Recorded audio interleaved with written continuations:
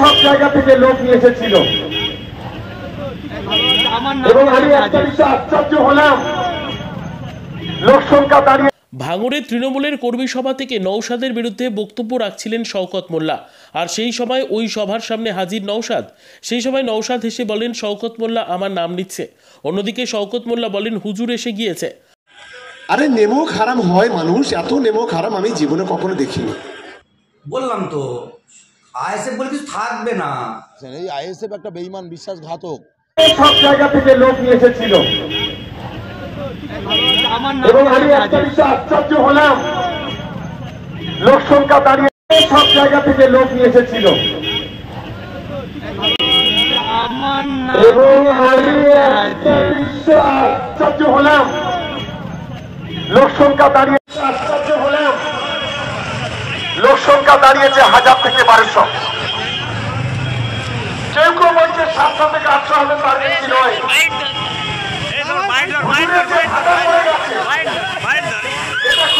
অন্যদিকে নিজের দলের নেতাদের হুঁশিয়ারি দিলেন শওকত মোল্লা। ভাঙড়ে দু একটা নেতা আছে পেছন থেকে ছুরি মারার চেষ্টা করছে, যদি প্রমাণিত হয় সুদে আসলে কড়াই গন্ডায় বুঝে নেব। কর্মী সভা থেকে নিজের দলের নেতাদের হুঁশিয়ারি দিলেন শওকত মোল্লা। এদিন ভাঙড়ের ঘটকপুকুর হাই স্কুল মাঠে তৃণমূলের একটি কর্মী সভা হয়। সেই সভায় উপস্থিত ছিলেন যাদবপুর লোকসভা কেন্দ্রের প্রার্থী সায়নী ঘোষ সহ ক্যানিং পূর্বের বিধায়ক শওকত মোল্লা।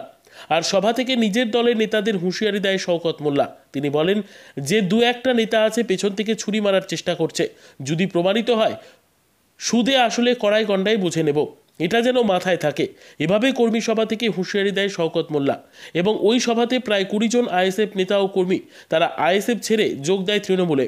আবার ওই দিনে পোলের হাটেও 50 জন আইএসএফ কর্মী যোগ দেয় তৃণমূলে বলে দাবি করেন শওকত মোল্লা, খায়রুল ইসলাম সহ এহসান মোল্লা। অন্যদিকে পোলেরহাট তৃণমূল কংগ্রেসের সভা চলাকালীন নওশাদের বিরুদ্ধে যখন শওকত মোল্লা বক্তব্য রাখছিলেন, সেই সময় নওশাদ সিদ্দিকী ওই সভার সামনে দিয়ে যাচ্ছিলেন উত্তর 24 পরগনার দিকে। সেই সময় নওশাদ বলেন, আমার নাম নিচ্ছে শওকত মোল্লা। অন্যদিকে শওকত মোল্লা বলেন, হুজুর এসে গিয়েছে। Bureau report, ICTV news Bangla. আর দুটো একটা নেতা আছে এখানে পিছন থেকে ছুরি মারার চেষ্টা করছে। ওরা বোধহয় ভুলে গেছে রাজনীতিটা কারোর পৈতৃক সম্পত্তি নয়।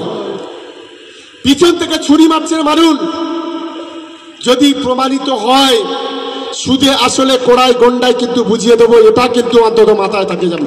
বেইমানি করার হয় সরাসরি করুন। 8-9 জন তো নেতা আইএসএফ এর নেতারা জয়েন দিয়েছে, তার সঙ্গে বহুত কর্মী জয়েন দিয়েছে।